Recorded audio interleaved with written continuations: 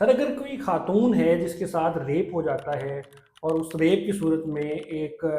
بچہ پیدا ہو جاتا ہے جس کو ہم ناجائز کہیں گے، تو ایسی صورت کے اندر اس بچے کی ذمہ داری کون لے گا؟ ایک بڑا زبردست فیصلہ ہے۔ بالکل یہ سوال چونکہ ہم نے پہلے سے بھی ایک ویڈیو کے اندر ڈیسائیڈ کیا ہوا تھا کہ ہم اس کے اوپر کریں گے، تو ابھی اس کے لیے ایک بہت زبردست قسم کا فیصلہ ہے۔ ریسنٹلی لاہور ہائی کورٹ کے جسٹس احمد ندیم ارشد صاحب نے ایک ڈیسیجن دیا ہے، 15 صفحات پر مشتمل ہے، رپورٹ ہوا ہے، آپ نے خبروں میں بھی دیکھا ہوگا کہ ریپ کی صورت میں بغیر نکاح کے جو بھی اس طریقے کے حالات میں بچہ پیدا ہوگا،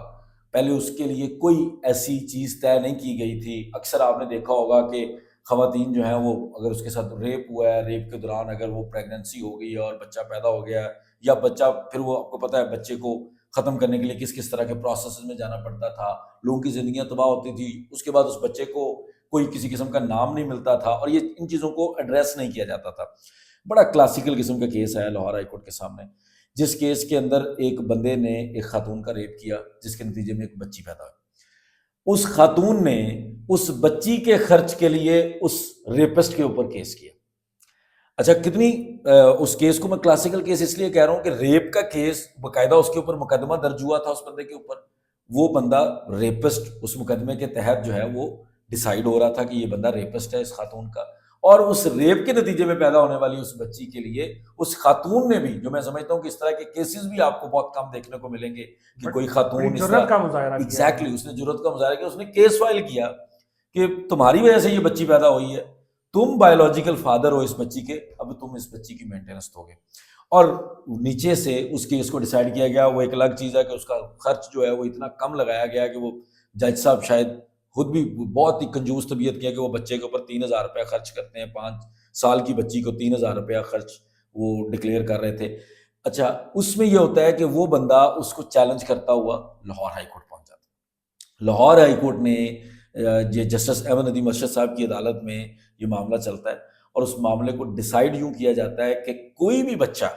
ریپ کی صورت میں اس طرح کے حالات جس کے اندر نکاح نہیں ہے، کوئی بندہ کسی کے ساتھ وہ انٹر کورس میں جاتا ہے، اس ریلیشن میں جاتا ہے، اور اس سے جو بچہ بچی پیدا ہوتی ہے،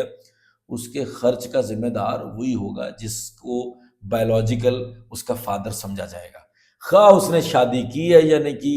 نکاح کا اس چیز سے کوئی تعلق نہیں ہوگا، چونکہ بایولوجیکلی وہی اس کا فادر ہے، اس لیے وہ ذمہ دار ہوگا۔ اور انہوں نے یہ ساری چیزیں ڈیسائیڈ کرتے ہوئے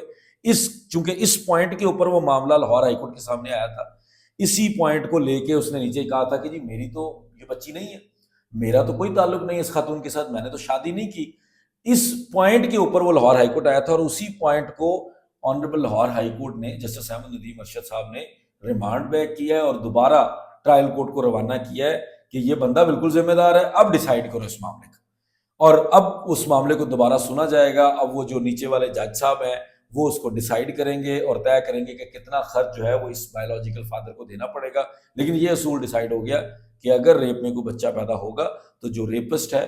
وہی اس بچے کا بایولوجیکل فادر ہے چونکہ، تو وہی اس کے خرچ اور اس کی مینٹیننس کا ذمہ دار ہوگا۔